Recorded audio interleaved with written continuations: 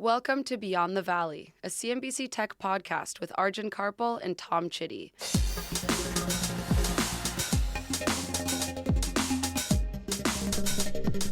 Beyond the Valley.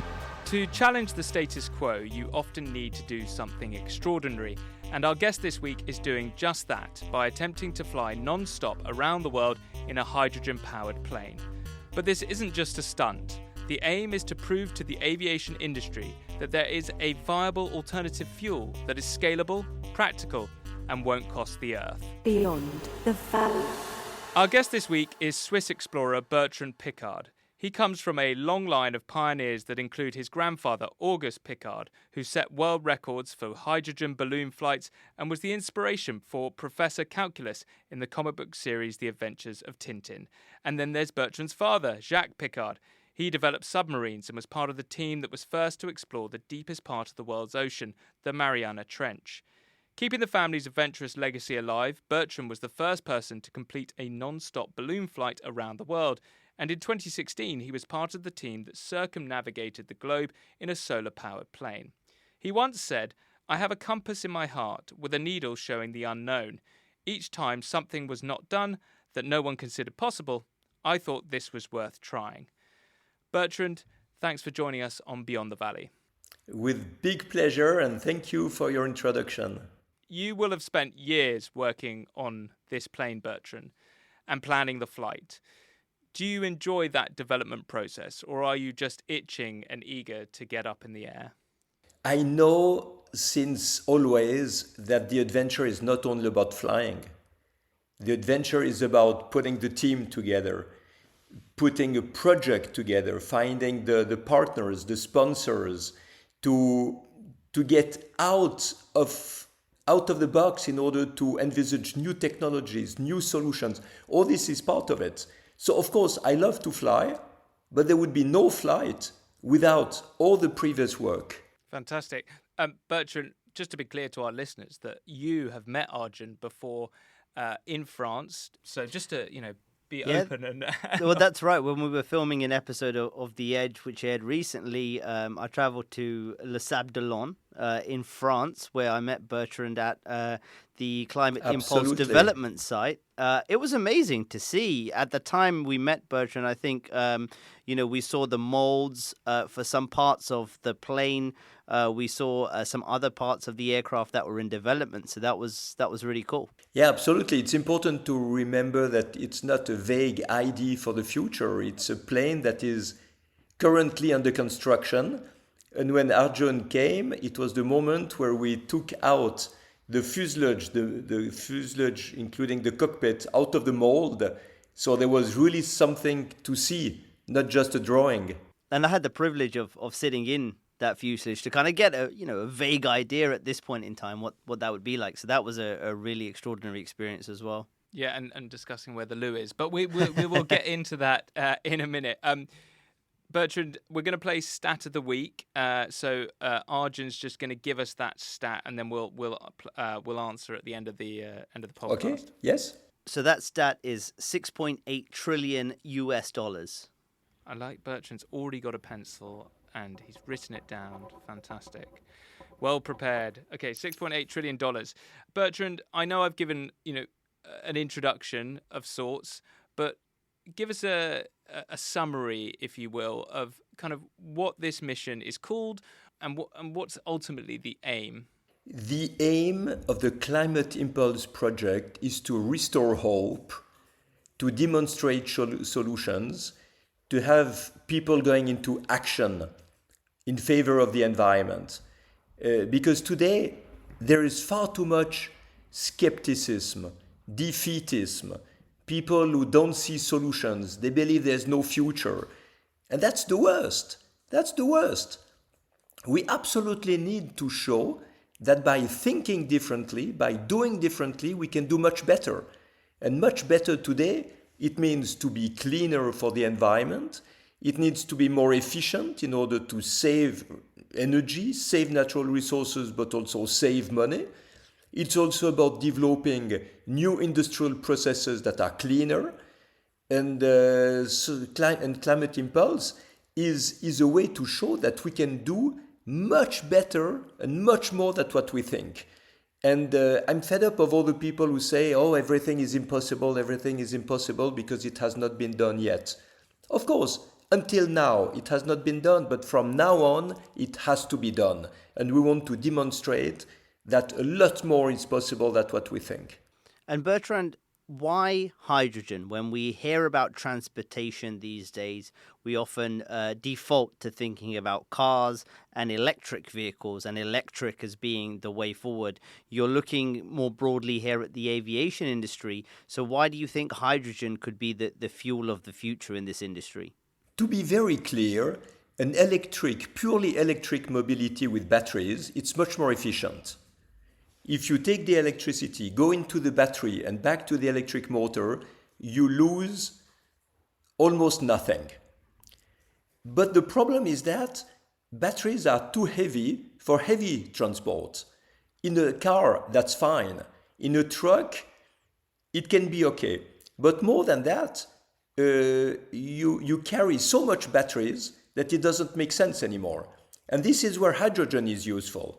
Of course, you take electricity, you electrolyze water to get the hydrogen, you compress or liquefy the hydrogen, it goes back through a fuel cell and gives the electricity and water back to the electric motor. So you lose 55% of it, but at least you are clean and you have no emissions.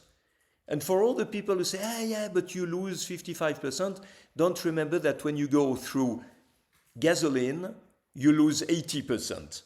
So it's much worse. So let's not even speak of gasoline or diesel.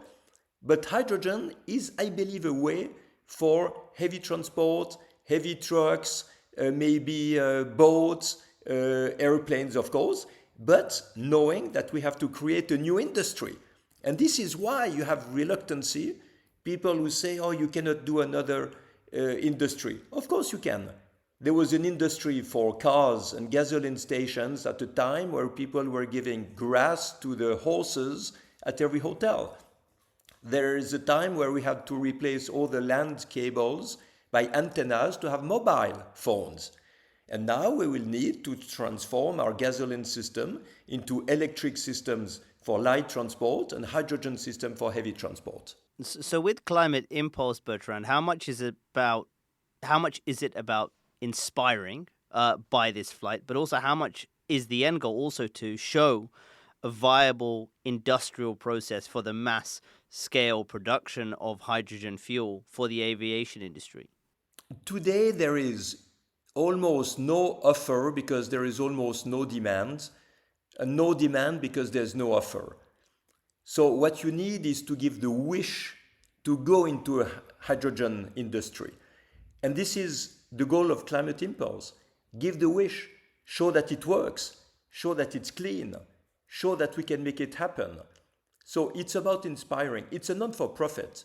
So we are not here to prepare the basis of an industry that we want to run ourselves. No, it's a non-for-profit. What we want is really to show what is possible and say, hey, guys, we speak about hydrogen since years. Now let's do it, at least in the sectors where it can be useful. Let's talk for a minute about Climate Impulse and the mission, the flight. Talk us through the scale of the task that you face in completing this. So first, you need to build the plane. It's an airplane with a wingspan of an Airbus 320. So it's 34 meters. And you have 3 fuselage. The little one in the center is for the cockpit, and 2 big fuselage, which are the liquid hydrogen tanks, and the fuel cell and the electric motor. The plane, complete, ready for takeoff, is about 5.5 tons. It will fly 180 kilometers per hour at 10,000 feet around the world. So that's for the plane. Now, for hydrogen, you have to understand that you need to keep the hydrogen at minus 253 degrees Celsius, almost the absolute zero. So you need a lot of insulation, and the little part of hydrogen that is going to evaporate anyway will go through the fuel cell to give the electricity for the electric motor. So we have to combine all this and calculate all this to have a absolute efficiency so we don't lose any energy, any hydrogen. And in addition to this, we have to find the funding. But this has gone very well because we have ScienceCo, the international science and chemical company for new materials. We have Breitling, of course, the watch company who was with me since 32 years. And we just signed with Morocco the OCP, which is the big industry for phosphates in Morocco that wants to go into hydrogen, and also the UM6P, which is a University Mohammed VI Polytechnic. And we have a big educational program with Morocco to bring solutions to Morocco and to Africa, because Morocco is also the open door for education and industry in Africa. So things go well. So I'm very happy about it. And then we also need all the communication to have a big supporters program where all the people who wish to have a cleaner industry, a cleaner world, more efficient energy systems can come with us in order to support this project, to speak about it, and to make really a stream of enthusiasm, because this is what we need to compensate all the skepticism and defeatism we see around everywhere. You clearly have got a wide array of supporters and investors. Was that always important with something like this, to have international collaboration when it comes to then taking this on to the commercial aviation industry as a viable alternative fuel? Absolutely. And you know, when I initiated the Solar Impulse project to fly around the world in a solar-powered airplane, the world of aviation was laughing. And when I asked to big airplane constructors if they could build this plane, they answered, of course not. That's the answer I got from the CEO of Boeing. Of course not. Today, with Climate Impulse, it's absolutely not the same. We have Airbus who is supporting us. We have Daher. We have Ariane Group, the rocket launching company from Europe. We have real support. The aerodynamic of the airplane has been calculated by Airbus engineers. So you see how it's important now to have this alliance with the world of aviation and to demonstrate that we are a little bit like a test bench for big manufacturers and not just happy dreamers. So what's changed then, Bertrand, from Solar Impulse, your previous project, to now with more aviation partners supporting this project? I think there's the track record. People thought it was impossible to fly with a solar-powered airplane around the world, and we did it. And this has changed the mindset. And since Solar Impulse, there was 600 electric airplane projects starting to bloom everywhere in the world. So now the world of aviation doesn't want to laugh anymore and to be seen as ridiculous afterward. They want to come immediately with us and have this success to happen and be part of the success.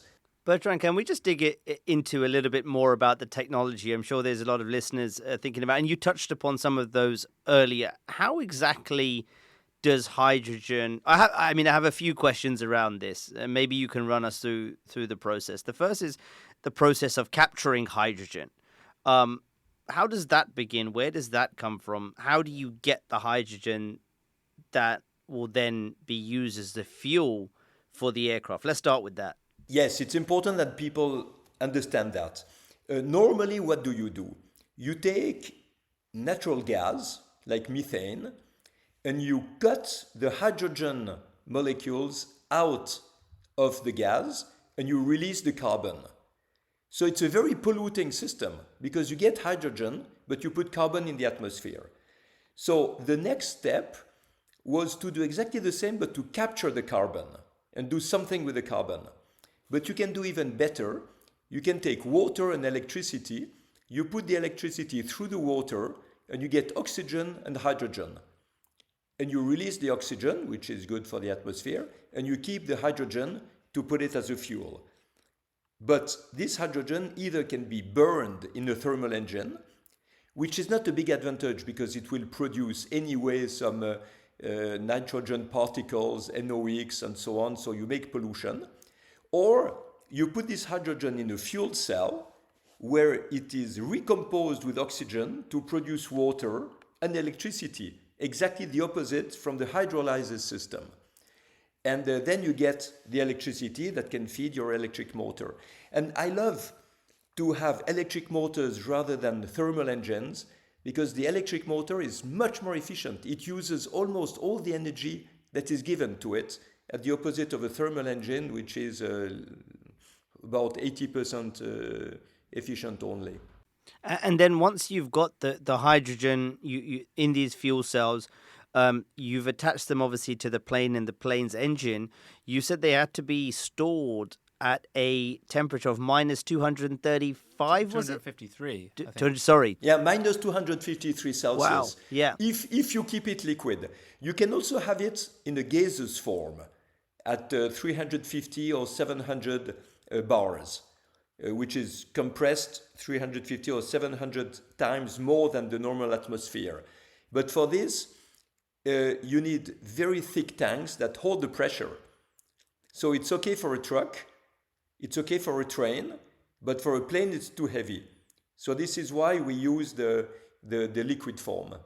And what challenges does it pose to have to store hydrogen at this temperature, on an aircraft? It's a completely new industrial chain because you need to produce this hydrogen, to liquefy it, which consumes some energy, and then it has to be so well insulated that it doesn't evaporate too early. But at the end, it will evaporate anyway. So you need to use this hydrogen as soon as you can. So you cannot leave it for 2 months in a truck on the side of the airport. So you need to have a supply chain that is quite straight in order to use the hydrogen in the airplane immediately. For us, we will keep this hydrogen liquid for 9 days, which is a big challenge. It has never been done before, but we need to show that it's feasible. I think, for some listeners who travel a lot on commercial airliners, they'll be thinking the safety element of this and having to keep hydrogen at such a low temperature. And thoughts may go to things like the Hindenburg, different times, different machinery. Is that something you'll need to sort of win that battle, that argument, and convince people that this is safe? Because one thing is doing on a small aircraft such as the Climate Impulse, and another doing it with 250 plus passengers on a commercial airliner. Absolutely. Don't forget that for the Hindenburg, the hydrogen was not used to fuel the engines.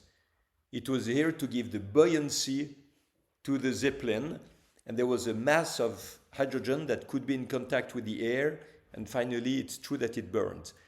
In our case, and in the case of aviation, this hydrogen is kept in tanks, it goes through tight tubes, and it will be certified.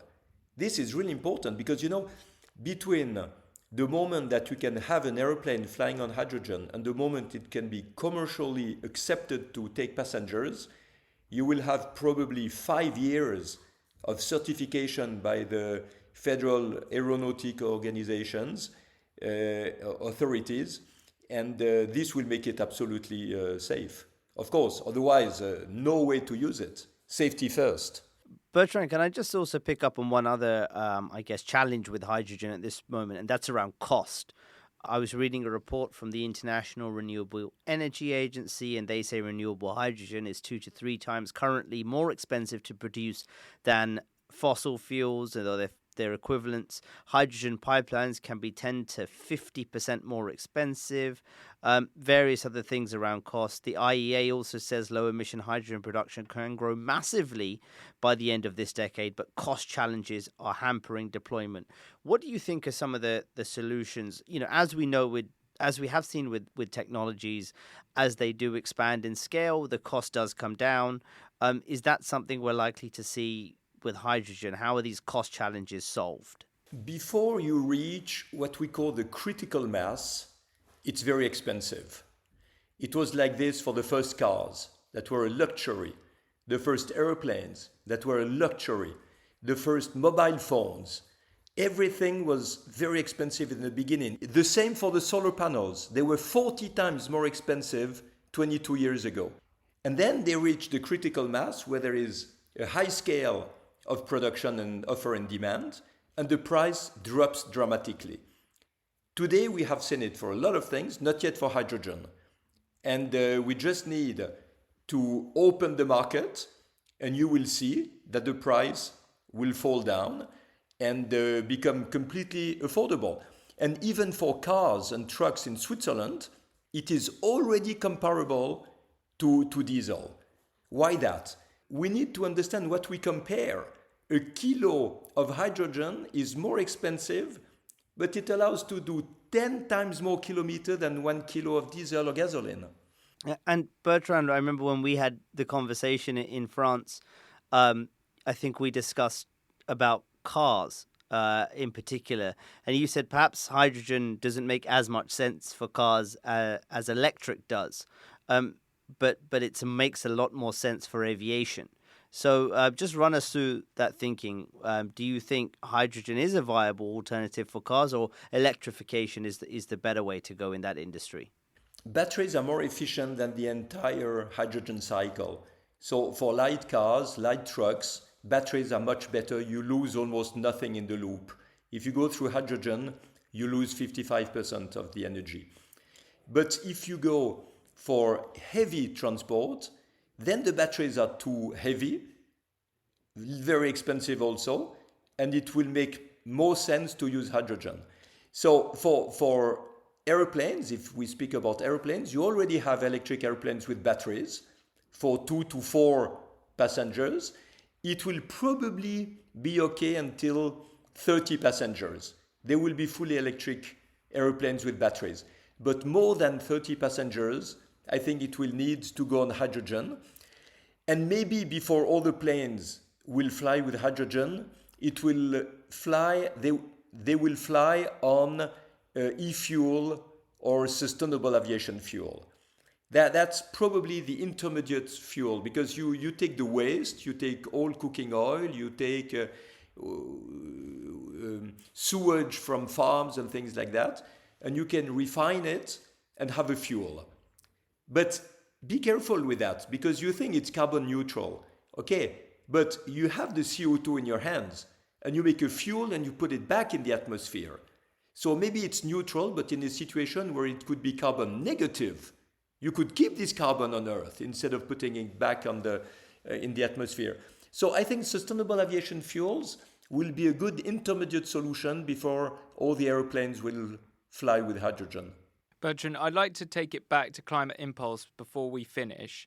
And I know that our listeners will have some questions about the flight. How do you go to the loo when you're flying 9 days non-stop? Who are you on your own? And any other big challenges that maybe we haven't mentioned or you haven't mentioned yet about this flight? Yes, it's true that I care more about the importance of the message given to the world than the comfort for the pilot.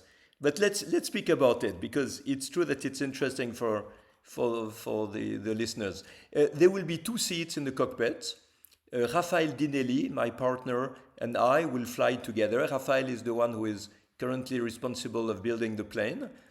And behind the seats of the cockpit, there is a bunk in order to be able to sleep one after the other, a little kitchen to reheat water and use the dehydrated food. And in the back, there are some toilets. With a door? A door? What do you mean a door? A door in front of the outside or in front of the inside? Well, just to maintain your privacy between co-pilots. Well, there will be a little curtain.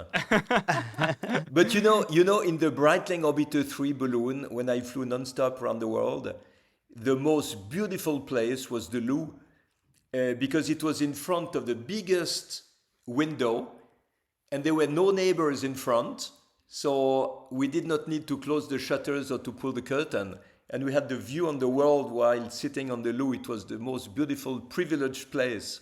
Sounds amazing. What color are you gonna paint the aircraft? we're still thinking between white and silver. And we're making calculations to know what will be the best in terms of keeping the right temperature for the pilot and for the hydrogen. It's not just about the look. You got to think about. No, it's not. It's not about the look. Huh? My grandfather, when he made his first flight to the stratosphere, calculated how much of the capsule had to be black and how much had to be white in order to have the right temperature into the capsule. So it's a really important factor. Fascinating stuff, Bertrand. Well, it's been brilliant to chat to you. Before we let you go, we have, of course, got to play Stat of the Week, which I'll let Arjun remind us. Yeah, $6.8 trillion US. Bertrand, since you're our special guest, you can decide if you'd like to go first or second. Is it an investment or is it a cost? That you have to work. You have to work out. You have to tell me. No, because 6.8 trillion could be the investment needed to go into a clean energy industry, but it can also be the cost of doing nothing and the cost of climate change, the cost of pollution. So what we need to know, I think anyway, the investment that we will do to have a clean world is much lower than the cost of doing nothing.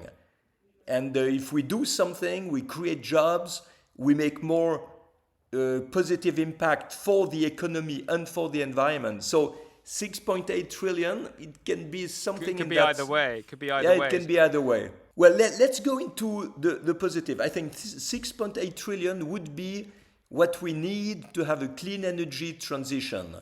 Because the cost of doing nothing is probably 100 times more expensive. Okay. Tom, I don't think there's an answer you're going to be able to give that's any better than that. No, probably not. So should we leave it there and ask? No, you might as well have a guess. This is a game. $6.8 trillion is the cost of not doing anything, as Bertrand said. Yeah, so look, both nice answers. I think Bertrand was a bit closer. 6.8 trillion is the estimated global expenditure on hydrogen production for energy purposes from now until 2050. An additional 180 billion allocated for hydrogen pipelines and 530 billion for the construction and operation of ammonia terminals. That's according to DNV. There you go. So there's a lot of money. Very interesting, Arjun. Yeah. A lot of money estimated to be poured, of course, into this space. And Bertrand, I feel like your project, can prove the viability of this, could have a big part to play. Exactly. And people have to understand that meanwhile, there is a lot of money, probably even more, that is spent on gasoline, on diesel, on kerosene for nothing, because you just burn it and after that there is nothing left. So it's not additional money, it's money that has to be taken from sectors that have no future to be brought into a sector that has a future. Bertrand, before we let you go, can you just give us a timeline for our listeners of when you're expected to fly, and also if they wanted to kind of keep tabs on your progress, how would they go about doing that? Absolutely. They can go on the website of climateimpulse.org, and knowing that we will be constructing the plane this year and next year. In 2026, in the second part of the year, we hope to make the first test flights. 2027 test flights, a bit longer. Of course, we'll go to Morocco because they are supporting us a lot. And 2028, we want to make the attempt of flying non-stop around the world. Fantastic stuff. For our listeners, if you do want to ask any questions for Bertrand, we can forward those emails onto him. You can reach out to us by emailing beyondthevalley@cnbc.com. That is it for this episode. Thank you, Bertrand. With a lot of pleasure. And talk to you soon, and I will show you also the result of everything we are doing every day. Looking forward to it. Thank you, Arjun. Thank you, Tom. We'll be back next week for another episode of Beyond the Valley. Goodbye.